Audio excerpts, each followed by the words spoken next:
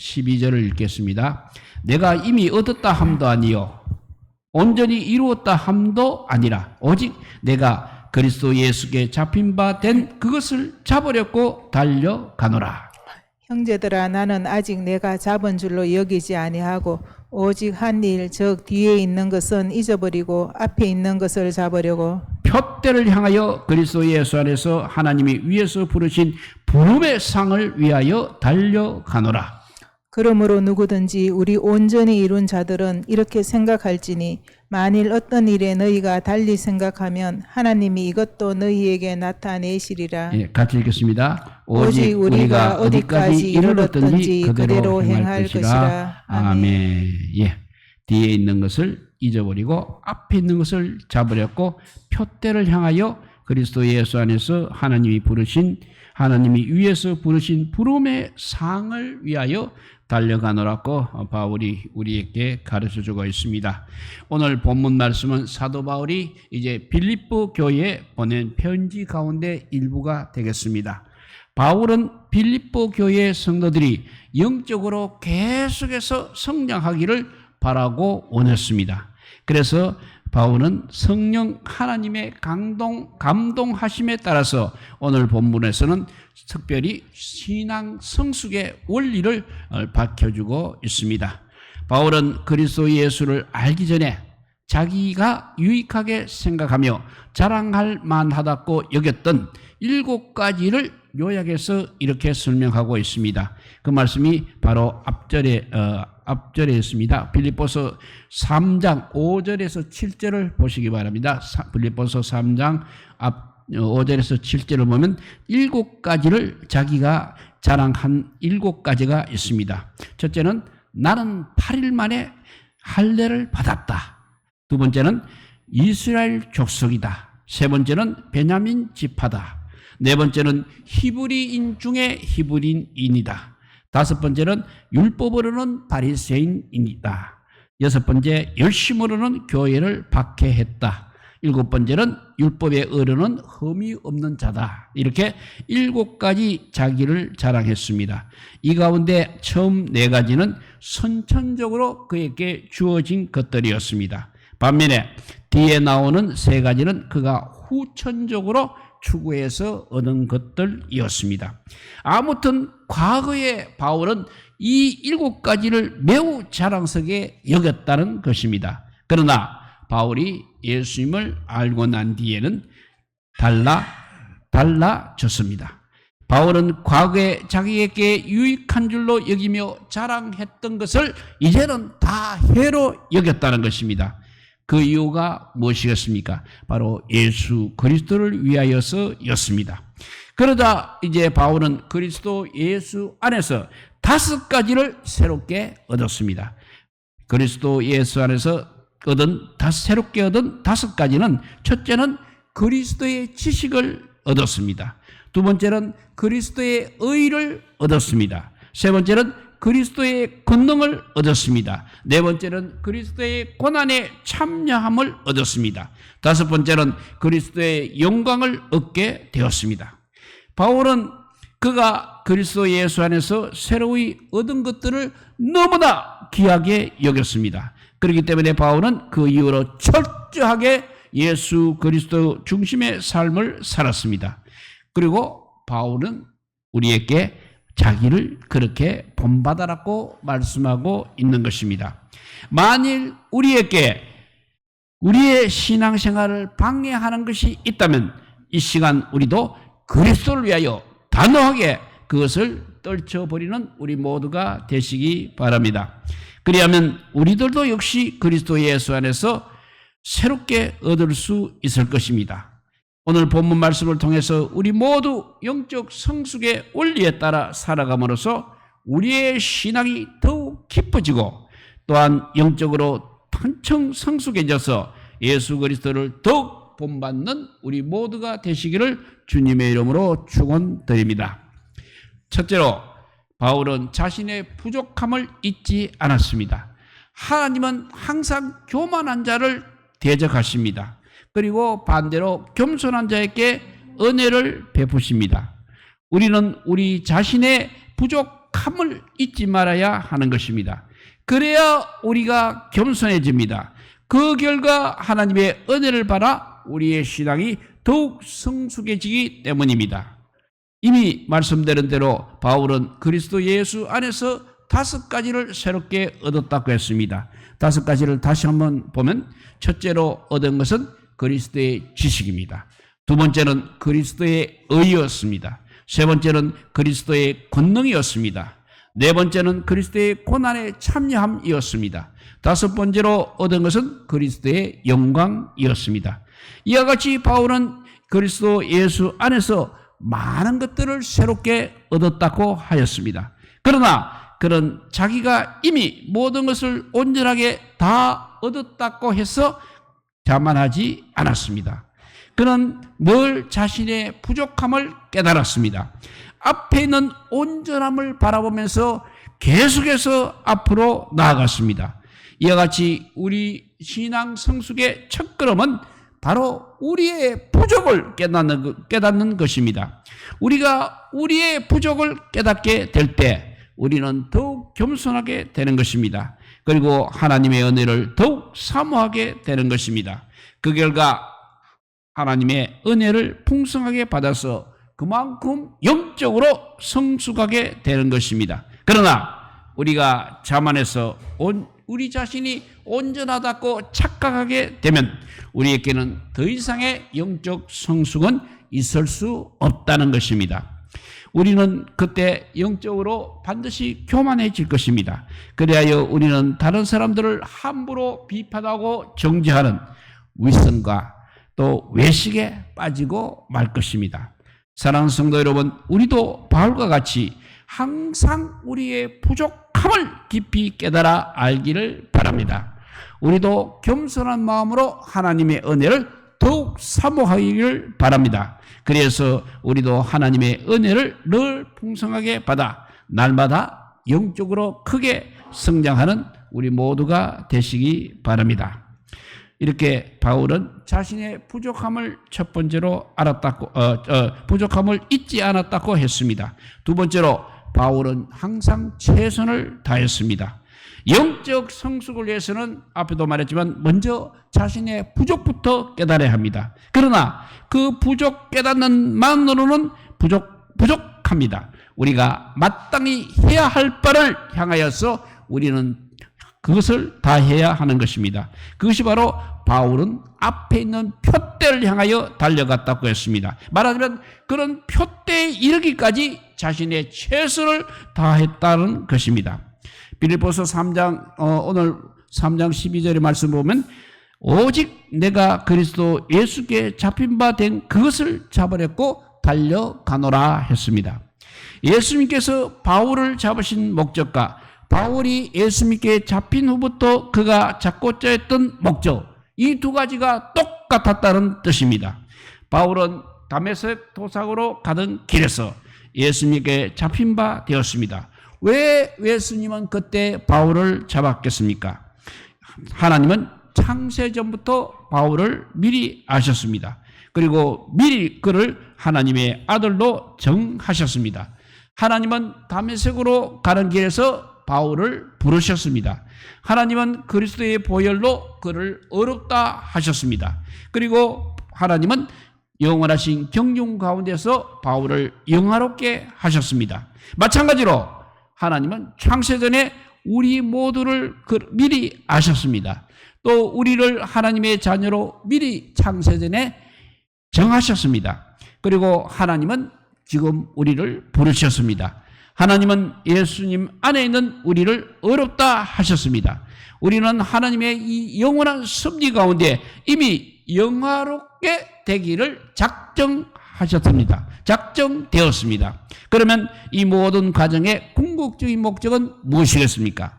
한마디로 그 아들의 형상을 본받기 위하여인 것입니다.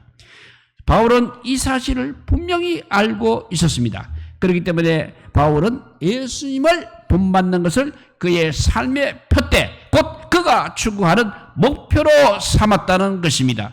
그리고 바울은 쉬지 않고 그 표대를 향하여 달려갔던 것입니다. 말하자면 예수님은 예수님을 본받으라고 다메섹으로 가던 바울을 붙잡으셨습니다. 그래서 바울은 예수님을 본받는 것을 그의 삶의 표대로 삼았습니다. 그리고 그 표대를 잡으려고 최선을 다해서 부지런히 달려갔습니다. 그러니 이는 참으로 아름다운 모습이 아닐 수 없는 것입니다.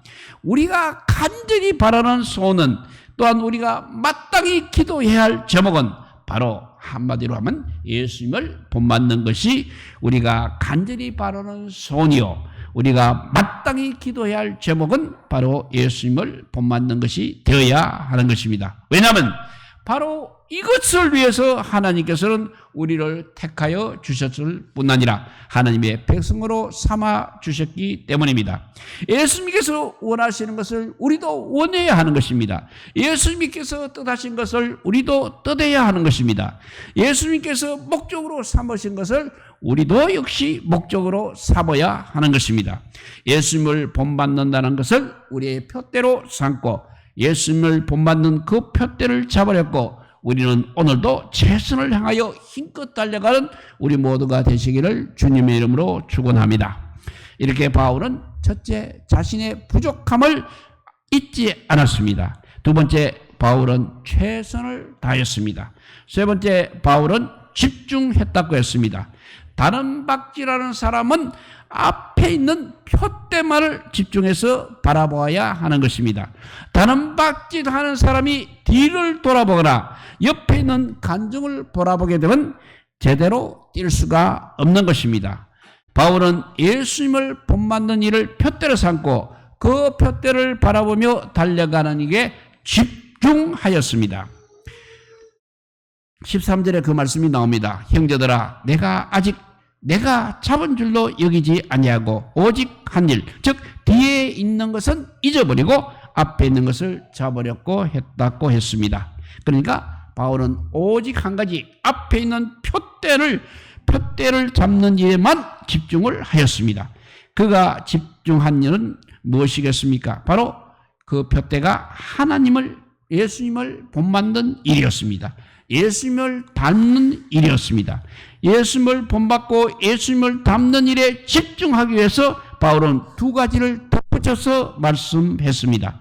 소극적으로는 바울은 바로 뒤에 있는 것을 잊어버렸다는 것입니다. 또한 앞으로 적극적으로는 앞에 있는 것을 잡으려고 달려갔다는 것입니다. 뒤에 있는 것을 잊어버리고 앞에 있는 것을 잡으려고 달려갔습니다. 말하자면 바울은 뒤에 있는 과거 지향적인 삶이 아니라 미래 지향적인 삶을 살았다는 것입니다. 바울은 과거의 노예가 아니라 앞을 향하여 달리는 소망의 사람이었다는 것입니다. 사랑하는 성도 여러분, 왜 하나님께서 이같이 우리에게 새날을 주셨습니까? 왜 하나님께서 우리에게 새로운 또 한 주를 주셨습니까? 뒤에 있는 것은 잊어버리고 앞에 있는 것을 잡으라고 그렇게 주셨습니다.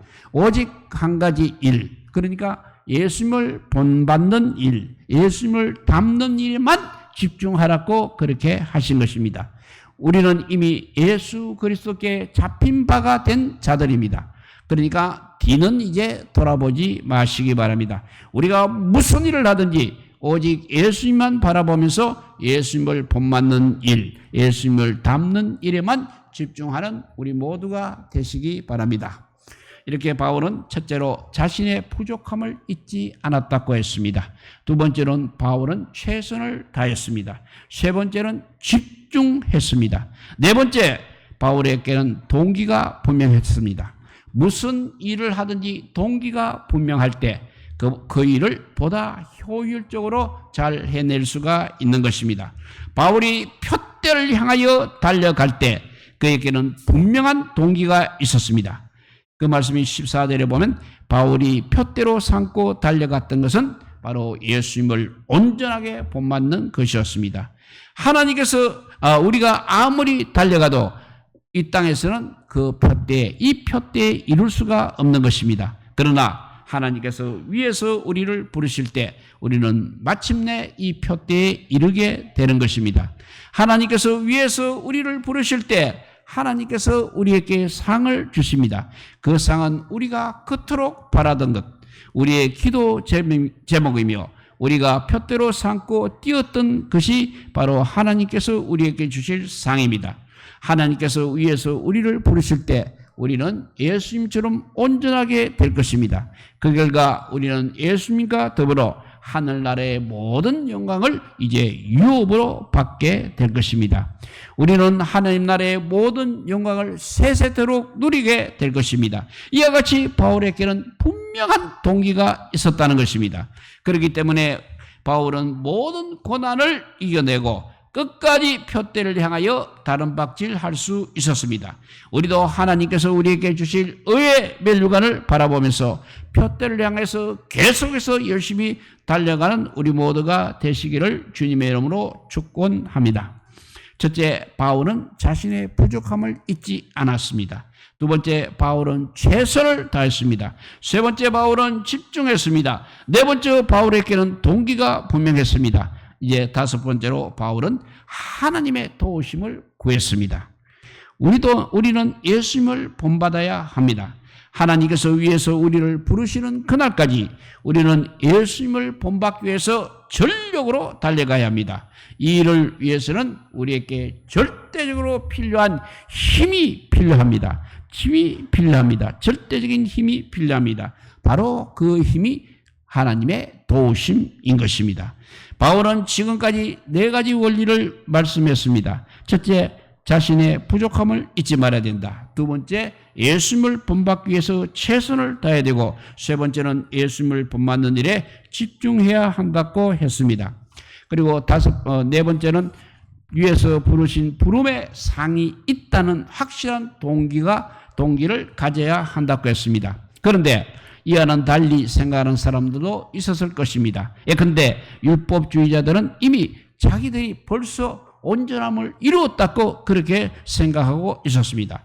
또한 빌립보의 교회 성도들 가운데도 예수님을 본받기보다는 오히려 육신의 일에 파묻혀 사는 사람들도 있었을 것입니다. 바로 이와 같은 사람들을 염두에 두면서 바울은 오늘 본문 15절 하반부에서 이렇게 말씀하고 있습니다. 만일 어떤 일에 너희가 달리 생각하면 하나님이 이것도 너희에게 나타내시리라 했습니다. 바울은 이렇게 자신의 최선을 다해서 하나님의 말씀을 전했습니다. 그럼에도 불구하고 하나님 말씀에 순종하지 않고 그와는 달리 생각하는 사람들도 많이 있었을 것입니다. 바울은 그들 위해서 하나님의 이제 도우심을 구했다는 것입니다. 그리고 그 의도는 하나님의 도우심을 구한 의도는 다음과 같습니다. 주여, 이제는 제가 그들에게 할 수 있는 일은 다 하였습니다. 제가 그들에게 전해야 할 말씀 역시 다 전했습니다. 그러나 그들 가운데 아직도 깨닫지 못하고 하나님의 뜻과는 달리 생각하는 사람들이 있습니다.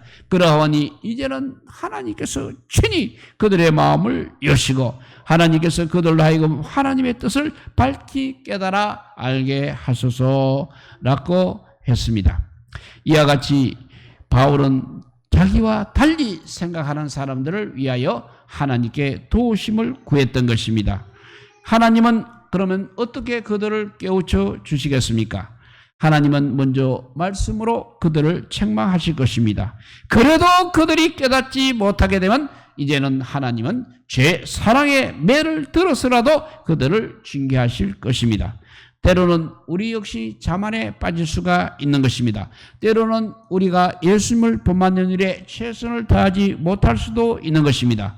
때로는 우리도 예수님을 본받는 일에 집중하지 못할 수도 있습니다. 때로는 우리도 그저 세상 사는 재미에만 몰두할 수도 있는 것입니다. 그럴 때 예수님께서는 먼저 말씀으로 우리를 책망하신다고 했습니다. 그리고 그래도 우리가 듣지 않게 되면 예수님은 반드시 우리를 징계하실 것입니다. 하나님께서는 환난의 바람을 일으켜서라도 우리의 잘못된 태도를 고쳐주실 것입니다. 왜냐하면 하나님께서는 우리를 너무나 사랑하시기 때문입니다. 이와 같이 우리가 잘못된 길로 나아갈 때 하나님은 첫 번째 우리를 깨우치시고 또 우리를 결핍된 길에서 건져내시며 하나님은 우리를 바른 길로 인도해 주십니다. 이와 같은 하나님의 도우심을 늘 구하면서 언제나 예수님을 닮아가는 우리 모두가 되시기를 또 한번 주님의 이름으로 축원드립니다. 다시 한번 정리해 봅니다. 바울은 자신의 부족함을 잊지 않았다고 했습니다. 그리고 최선을 다했다고 했습니다. 그리고 집중했습니다. 그리고 바울에게는 동기가 분명했습니다. 다섯 번째로 하나님의 도우심을 받았습니다. 그리고 도우심을 구했습니다. 또 이제 여섯 번째는 바울은 우리에게 그대로 행할 것을 당부하였습니다. 표대를 향하여 다름박질하는 사람들은 표대에 이르기까지 계속해서 무조건 달려가야 하는 것입니다. 중간에 옆으로 빠지거나 중간에 포기하게 되면 아무 소용이 없는 것입니다. 앞에 있는 표대만을 바라보면서 지금까지 달려온 그대로 끝까지 달려가야 하는 것입니다. 16절의 그 말씀입니다. 오직 우리가 어디까지 이르렀든지 그대로 행할 것이라 했습니다. 남보다 앞서 달려가고 있다고 해서 자만해서는 안 된다는 것입니다. 또 반대로 남보다 뒤처져 있다고 해서 낙담해서도 안 된다는 것입니다. 중요한 것은 우리가 어디까지 이르렀더니 자간 앞에 있는 표대를 보면서 중단하지 않고 그대로 전진하는 것입니다. 사도행전 20장 23절에서 24절을 읽어봅니다. 오직 성령이 각성해서 나에게 증언하여 결박과 환난이 나를 기다린다고 하시나 내가 달려갈 길과 주 예수께 받은 사명 곧 하나님의 은혜의 복음을 증언하는 일을 마치려 하면은 나의 생명조차 조금도 귀한 것으로 여기지 아니하노라 라고 바울이 말했습니다. 이는 바울이 예루살렘으로 돌아가는 도중에 에베소 교회 장로들에게 했던 말씀이었습니다. 예루살렘에서 바울을 기다리고 있는 것은 결박과 환난뿐이었습니다. 그럼에도 불구하고 바울은 그의 생명을 조금도 귀한 것으로 여기지 않고 표대를 향해서 계속해서 그대로 전진해 나갔던 것입니다. 이와 같이 경우에 따라서는 표대를 향하여 우리의 앞길에 이런저런 장애가 가로막을 수 있는 것입니다. 때로는 홍해가 가로막을 수도 있는 것입니다. 때로는 여리고성이 가로막을 수도 있는 것입니다. 때로는 안악 자손들이 우리가 가는 길을 방해할 수도 있는 것입니다. 그럴지라도 하나님께서 우리를 위해서 우리를 부르시는 바로 그날까지 우리는 지금까지 달려온 방식 그대로 계속해서 달려가야 하는 것입니다. 그러면 여기서 그대로는 무엇을 뜻하고 있습니까? 바울은 지금까지 우리가 어떠한 자세로 표대를 향해서 달려가야 하는지를 6가지로 말씀해 주었습니다. 다시 한번 복습해 보면 우리는 우리 자신의 부족을 잊지 말아야 하는 것입니다. 또 우리는 예수님을 본받기 위해서 최선을 다해야 하는 것입니다. 셋째는 우리는 예수님을 본받는 일에 집중해야 하는 것입니다. 네 번째, 우리에게는 부름의 상이 있음을 알아야 합니다. 다섯 번째, 우리는 하나님의 도우심을 구해야 합니다. 여섯 번째, 우리는 끝까지 그대로 달려가야 하는 것입니다. 오늘 우리는 말씀을 통해서 우리가 추구해야 할 궁극적인 삶의 목표가 무엇인가를 깨닫게 되었습니다. 우리가 표대를 삼고 달려가야 할 것은 바로 예수님을 본받는 것이고 예수님을 온전히 본받는 것이고 예수님을 닮아가는 것입니다. 그 언젠가 하나님께서 위에서 우리를 부르실 때 우리는 상으로 예수님을 온전히 본받게 될 것입니다. 부름의 상을 받는 그날까지, 의의 면류관을 쓰는 그날까지 바울이 오늘 본문을 통해서 우리에게 말씀하신 원리에 따라서 예수님을 본받는 일에 늘 힘쓰는 우리 모두가 되시기 바랍니다. 그래서 우리 모두 영적으로 성숙해서 예수님께서 바라시는 것을 우리도 바라고 예수님께서 뜻하시는 것을 우리도 뜻하며 예수님께서 추구하시는 것을 우리도 추구하면서 살아가는 아름다운 신앙인의 모습이 다 되시기를 우리 주님의 이름으로 축복드립니다. 기도하겠습니다. 사랑의 하나님 감사합니다. 정말 부름의 상을 향하여서 끝까지 전진했던 바울의 모습에서 오늘날 우리가 무엇을 해야 할지를 깨닫게 하여 주시니 감사합니다. 오늘 바울은 6가지를 우리에게 알려주었습니다. 이 말씀대로 순종하여서 마지막 종착역이 하나님 나라가 되게 하여 주시고 마지막 종착역이 의의 멸류관을 받는 아버지 그 순간이 되게 하여 주시옵소서. 그때까지 어떤 방해가 있더라도 어떤 어려움이 있더라도 우리는 계속 달리고 전진하고 집중하게 하여 주시옵소서. 그래서 예수님을 닮아가는 일에 예수님을 본받는 일에만 우리가 아버지 집중하게 하여 주셔서 믿음의 사람으로 거듭나서 하나님께서 기뻐하시는 믿음의 수준까지 우리가 분명히 이르게 하여 주시기를 간절히 빌고 원하오며 이 모든 말씀 아무 공도 없으나 우리 구주 예수 그리스도 이름으로 기도드리옵나이다. 아멘. 예, 찬송 드리겠습니다. 379자입니다. 내 갈 길 멀고 밤은 깊은데 379자입니다.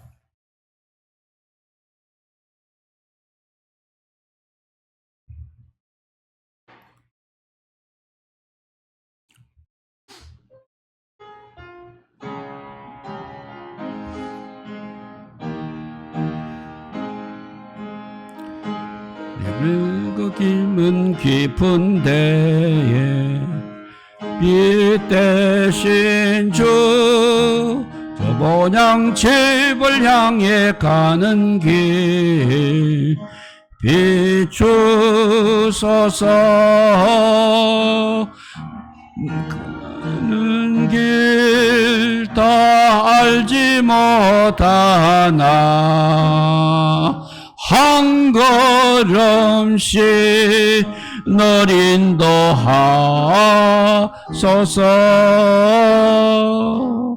이전에 방탕하게 지낼 때에 교만하여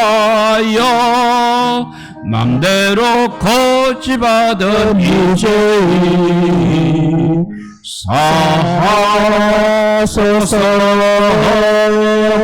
내 지은 죄 다용하시고 주 뜻대로 널 주장하소서.